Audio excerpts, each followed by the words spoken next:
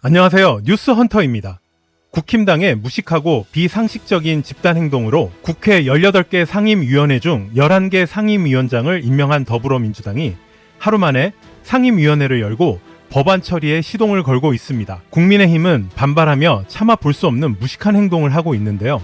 말도 안 되는 의장 사퇴까지 촉구하고 있지만 민생을 외면한다는 비판에 오히려 역풍을 맞고 있습니다. 더불어민주당이 전체 18개 중 11개 상임위원장을 선출한 지 하루 만에 어제 오후 과방위원회가 처음으로 회의를 소집했습니다. 국민의힘 위원석은 모두 빈자리였습니다.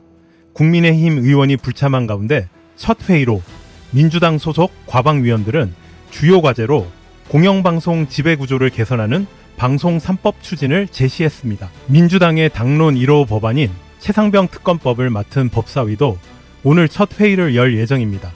민주당은 상임위원별로 부처 업무 보고를 요구하고 불응하면 청문회를 추진하고 한편 각 쟁점별 국정조사를 임시 국회 내 대정부 질문도 동시다발적으로 진행하기로 했습니다. 아직 위원장을 선출하지 않은 7개의 상임위 위원장도 맞아 뽑겠다며 내일 또 한 번의 본회의 소집을 요구했습니다. 국민의힘은 의원총회를 열고 우원식 국회의장이 중립 의무를 어겼다며 사퇴를 요구하는 결의안을 채택했습니다. 민주당이 일방 선출한 상임위원장들의 회의 소집은 전면 거부하기로 했다라고 하는데요. 참 한심하고 비겁한 행동입니다.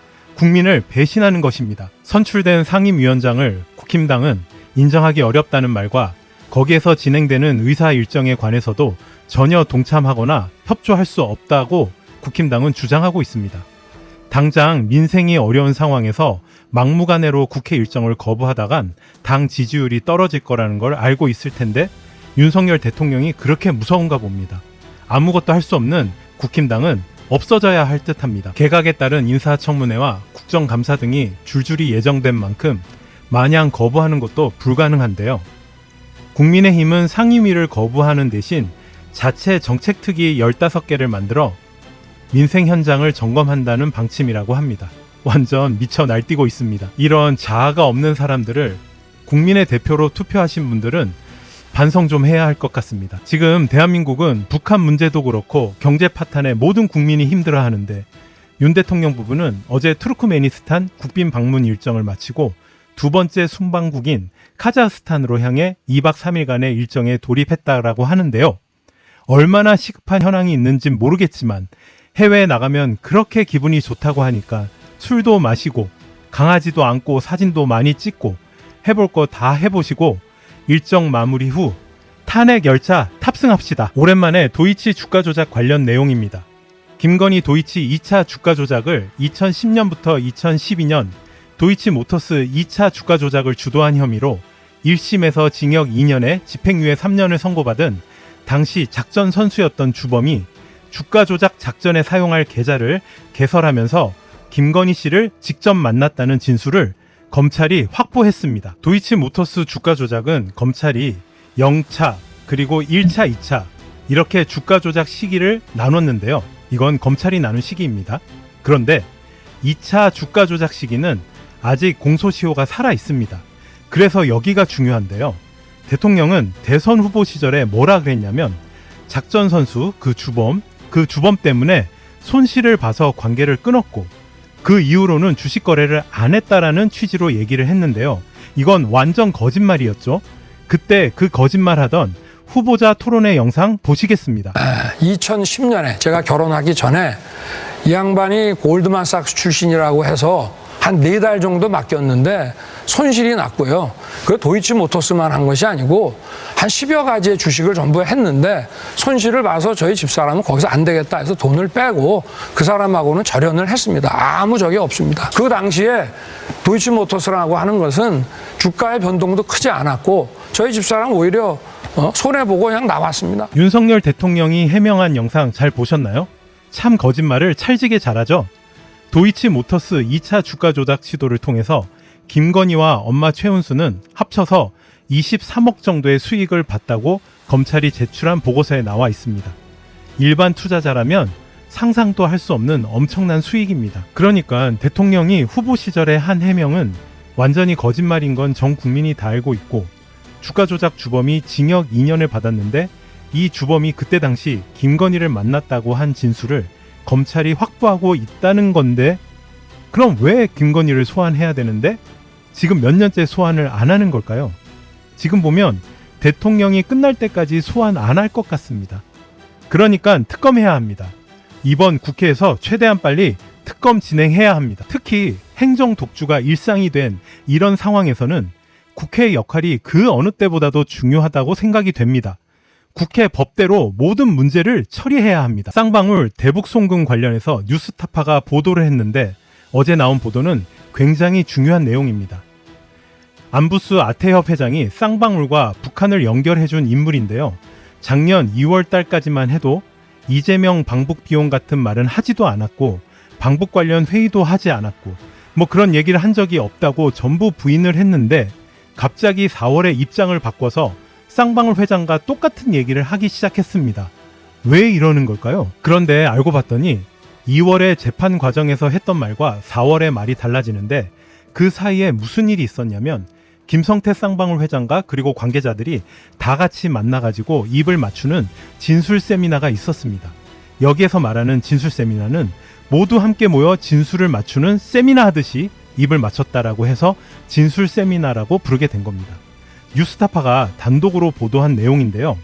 그 사이에 무슨 일이 있었냐면, 안부수 회장이 집을 좀 마련해달라고 쌍방울에 요구를 하자, 그러자 쌍방울이 그 안부수 회장의 딸을 위해서 오피스텔을 마련해주고, 그게 3월 말인데요. 그 다음 있었던 법정 증언에서 말이 바뀐 것이다라는 취지의 내용입니다. 증인을 돈으로 산 거 아니라는 의혹이 제기되고 있는 겁니다. 그런데 이 내용을 누가 말했냐면, 아태협의 그 회장과 굉장히 가까운 직원이 제보를 한 겁니다. 뉴스타파에서 통화한 영상을 보도록 하겠습니다. 2019년 1월 쌍방울이 북한과 광물자원 개발 MOU를 맺은 뒤 500만 달러를 건넬 때 안부수 회장은 쌍방울 김 회장의 부탁으로 5억 원가량을 불법 밀반출해서 도왔습니다. 김성태와 안부수는 대북 송금 사건의 핵심 공범 관계인 겁니다. 쌍방울 그룹이 구속된 안 회장의 딸에게 지낼 수 있는 거처를 마련해줬다는 겁니다. 시작은 안부수의 요청이었습니다. 안부수가 이제 안에서 그럼 내가 나가서 있을 집을, 그다음에 가족들하고 있을 집을 해달라고 얘기를 한 거예요. 어디다? 통해서 쌍방울 측에다가 얘기를 한 거예요. B 씨는 쌍방울 그룹이 안 씨의 딸에게 거처를 마련해주는 과정에 직접 개입하기도 했습니다.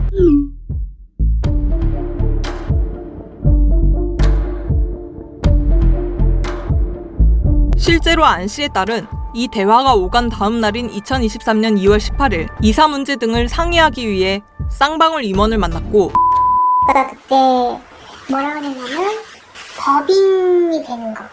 그러니까 사무실로 되어 있는데 살 수 있는 그런 곳 있죠.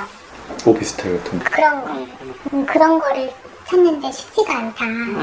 그리고 이제 남의 명의로 해야 되고 회사 명의로도 하면 안 되고 그런 식으로 해가지고 그래서 찾은 데가 거여동 쪽인 거예요. 안 씨의 딸로부터 직접 구체적인 이사 계획까지 들었습니다.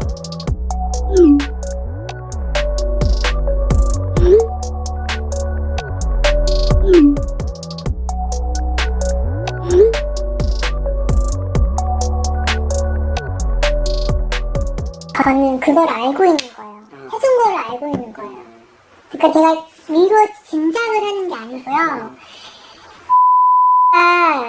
쌍방울에서 그 집을 해줬다고 얘기를 했고, 측근 B 씨의 주장이 사실인지 확인하기 위해 안부수 회장의 주소지를 수소문 끝에 찾아갔습니다. 그곳엔 실제로 안부수 회장의 딸이 살고 있었습니다. 저 하나 여쭤볼 게 있는데요. 안 씨의 딸에게 이 집의 출처를 물었습니다. 그런 적이 없다는 건 그러면 그 쌍방울에서 여기 오피스텔 해줬다는 얘기는 사실이에요?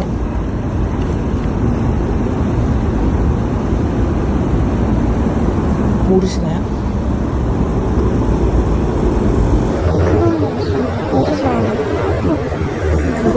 그건 이제 저희가 취재로 알게 된 내용인데 이 오피스텔을 쌍방울에서 해줬다.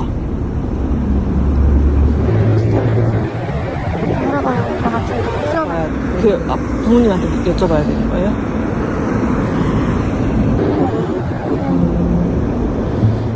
쌍방울 그룹이 이 집을 얻어준 건 지난해 3월 말.